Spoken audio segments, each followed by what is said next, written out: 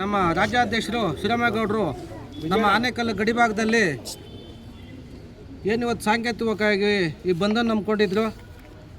ಇದನ್ನು ಖಂಡಿಸಿ ಏನು ನಮ್ಮ ಬೆಳಗಾವಿ ಗಡಿ ಭಾಗದಲ್ಲಿ MES ಪುಂಡ್ರು ಇದೇ ರೀತಿ ಗ್ಯಾಪ್ ಕೊಟ್ಟು ನಮ್ಮ ಕನ್ನಡಿಗರ ಮೇಲೆ ಹಲ್ಲೆಯನ್ನು ಮಾಡ್ತಾವ್ರೆ.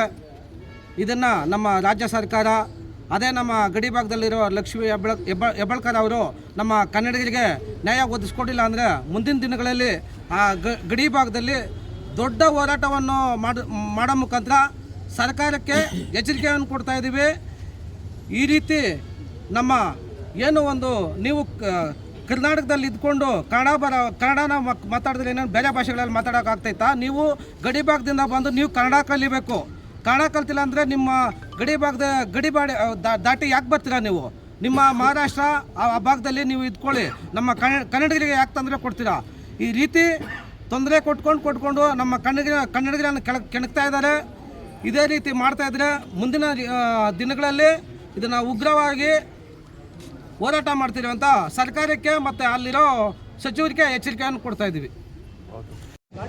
ಈ ಪರೋಡಿ ತಲೆ ಹಿಡ್ಕ ಮರಾಠಿ ಪುಂಡ್ರು ಏನು ನಮ್ಮ ಕನ್ನಡದ ಚಾಲಕ ಮತ್ತು ನಿರ್ವಾಹಕರ ಮೇಲೆ ಏಕಾಏಕಿ ಹಲ್ಲೆ ಮಾಡಿ, ಯಾಕೆ ಅಂತಂದರೆ ಕನ್ನಡ ಮಾತಾಡಿ ಕನ್ನಡ ಟಿಕೆಟ್ ತಗೊಳ್ಳಿ ಅನ್ನೋ ಒಂದು ಕಾರಣಕ್ಕೆ ನೀವು ಮರಾಠಿಯಲ್ಲಿ ಮಾತಾಡಿ ಅಂತ ಕೇಳಿ ಅವರು ಮಾತಾಡಲ್ಲ, ನಾವು ಕನ್ನಡ ಮಾತಾಡ್ತೀವಿ, ಇದು ಕರ್ನಾಟಕ ಅಂತೇಳಿ ಟಿಕೆಟ್ ಕೊಡೋ ನೆಪದಲ್ಲಿ ನೀವು ಊರಿಗೆ ಬನ್ನಿ ನೋಡ್ಕೋತೀವಿ ಅಂತ ಆ ಊರಿಗೆ ಹೋದಂಥ ಬಸ್ಸಲ್ಲಿ ಕಂಡಕ್ಟ್ರು ಮತ್ತು ಡ್ರೈವರನ್ನು ಮಾರಣಾಂತಿಕ ಹಲ್ಲೆ ಮಾಡಿದಂತಹ ರಣಯಡಿಗಳು, ನಿಮಗೆ ತಾಕತ್ತಿದ್ರೆ, ನಿಮಗೆ ಗಂಡಸ್ತನ ಇದ್ದರೆ ಇನ್ನು ಮುಂದೆ ನಿಮ್ಮ ಪುಂಡಾಟಿಗೆನ ಈ ಕೂಡಲೇ ನಿಲ್ಲಿಸಬೇಕು.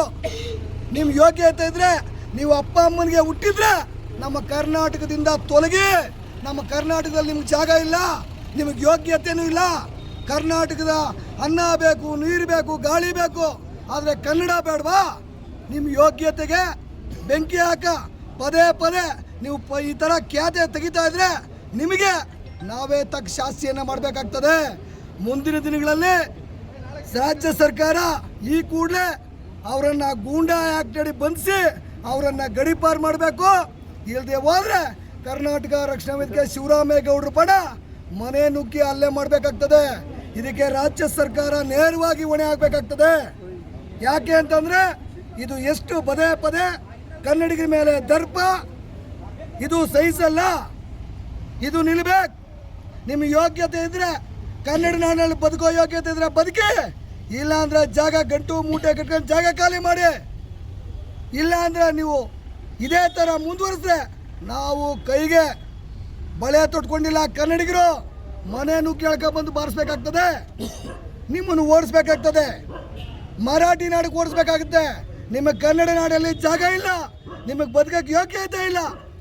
ಒಬ್ಬ ನೌಕರರಿಗೆ ನೀವು ಈ ರೀತಿ ಹಲ್ಲೆ ಮಾಡೋದು ಇದು ಎಷ್ಟು ಸರಿ? ಈ ಕೂಡಲೇ ಲಕ್ಷ್ಮೀ ಹೆಬ್ಬಾಳ್ಕರ್ ಅವರು ಸಚಿವರು ದಯಮಾಡಿ ಅವರನ್ನು ಗೂಂಡಾ ಆ್ಯಕ್ಟ್ ಅಡಿ ಬಂಧಿಸಿ ಅವ್ರ ಕಾನೂನು ರೀತಿ ಕ್ರಮ ತಗೊಂಡು ಅವರು ಜೈಲಿಗೆ ಕಟ್ಟಬೇಕು. ಅವ್ರನ್ನ ಕರ್ನಾಟಕದಿಂದ ಗಡೀಪಾರು ಮಾಡ್ಬೇಕು. ಅವ್ರಿಗೆ ಇರೋಕ್ಕೆ ಯೋಗ್ಯತೆ ಇಲ್ಲ. ಕನ್ನಡಿಗರ ಮೇಲೆ ಪದೇ ಹಲ್ಲೆ ಮಾಡೋದು, ಈ ಥರ ದಬ್ಬಾಳಿಕೆ ಮಾಡೋದು ಕರ್ನಾಟಕ ರಕ್ಷಣಾ ವೇದಿಕೆ ಶಿವರಾಮೇಗೌಡರು ಬಡ ಸಹಿಸೋದಿಲ್ಲ. ಇದು ಸಾಂಕೇತಿಕವಾದ ಹೋರಾಟ ಅಷ್ಟೇ, ಇದು ಸಾಂಕೇತಿಕ. ನೀವು ಈಗಲೇ ಎಚ್ಚೆತ್ಕೊಬೇಕು ರಾಜ್ಯ ಸರ್ಕಾರ.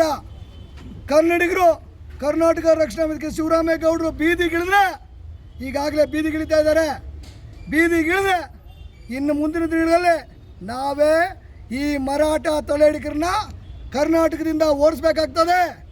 ಎಚ್ಚೆತ್ಕೊಳ್ಳಿ, ಈ ಕೂಡಲೇ ಬಂಧಿಸಿ ಅವ್ರನ್ನ ಫಸ್ಟು ಗುಂಡಿಡಿ, ಅವ್ರ ಕಾಲ ಗುಂಡಿಡಿ. ಇನ್ನೊಂದು ಸಾರಿ ಈ ಕೆಲಸ ಮಾಡೋದಿಲ್ಲ ಈ ಪುಂಡ್ರು. ಹಾಗಾಗಿ ನೇರವಾದ ಎಚ್ಚರಿಕೆ ಸಾಂಕೇತಿಕ ಪಟ್ಟಿನಿಂದ ಅವರ ಸರ್ಕಾರಕ್ಕೆ ನೇರವಾದ ಎಚ್ಚರಿಕೆ. ಯಾಕೆಂದರೆ ಈ ಮುಖಾಂತರ ಈ ಪುಂಡರನ್ನ ಬಂಧಿಸಿ ಅವ್ರನ್ನ ಜೈಲಿಗಟ್ಟಬೇಕು. ಇಲ್ಲಾಂದರೆ ರಕ್ಷಣಾ ವೇದಿಕೆ ಮುಂದಿನ ಹೋರಾಟ ಕ್ರಾಂತಿಕಾರಿ ಹೋರಾಟ ಆಗಿರ್ತದೆ ಅನ್ನೋ ಎಚ್ಚರಿಕೆ ಕೊಡೋಕೆ ಇಚ್ಛೆಪಡ್ತೀನಿ. ಸರ್ ಸ್ವಲ್ಪ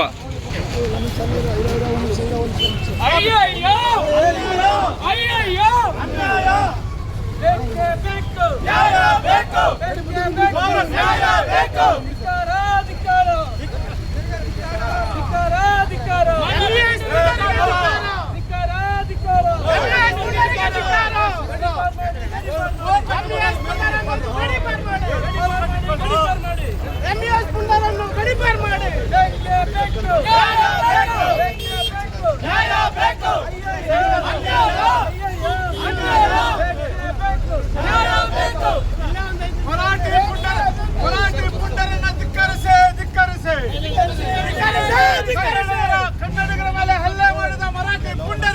ಕನ್ನಡಿಗರ ಮೇಲೆ ಹಲ್ಲೆ ಮಾಡಿದ ಮರಾಠ ಪುಂಡರಿಗೆ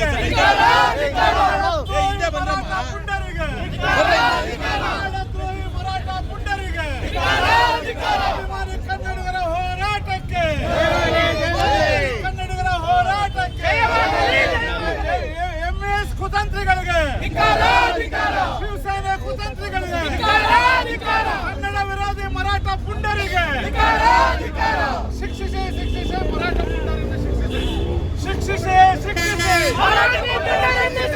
ಮರಾಠ ಪುಂಡರನ್ನು ಮರಾಠ ಪುಂಡರನ್ನು ಕನ್ನಡಿಗರ ಮೇಲೆ ಹಲ್ಲೆ ಮಾಡಿದ ಮರಾಠ ಪುಂಡರನ್ನು ಕನ್ನಡಿಗರ ಮೇಲೆ ಹಲ್ಲೆ ಮಾಡಿದ ಮರಾಠ ಪುಂಡರನ್ನು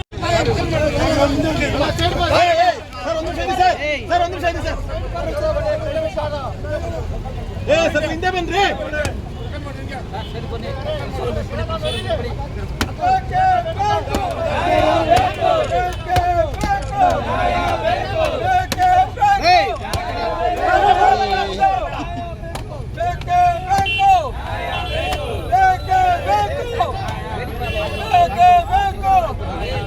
ಕರ್ನಾಟಕ ರಕ್ಷಣಾ ವೇದಿಕೆಗೆ ಕನ್ನಡಿಗರ ಸ್ವಾಭಿಮಾನಿ ಹೋರಾಟಕ್ಕೆ ಕನ್ನಡಿಗರ ಸ್ವಾಭಿಮಾನಿ ಹೋರಾಟಕ್ಕೆ ಶಿವರಾಮೇಗೌಡರಿಗೆ ಶಿವರಾಮೇಗೌಡರಿಗೆ ಬೇಕೇ ಬೇಕು ಬೇಕೇ ಬೇಕು ಶಿವರಾಮೇಗೌಡರಿಗೆ ಬೆಳಗಾವಿ ಕನ್ನಡಿಗರೇ ನಿಮ್ಮ ಜೊತೆ ನಾವಿದ್ದೇವೆ.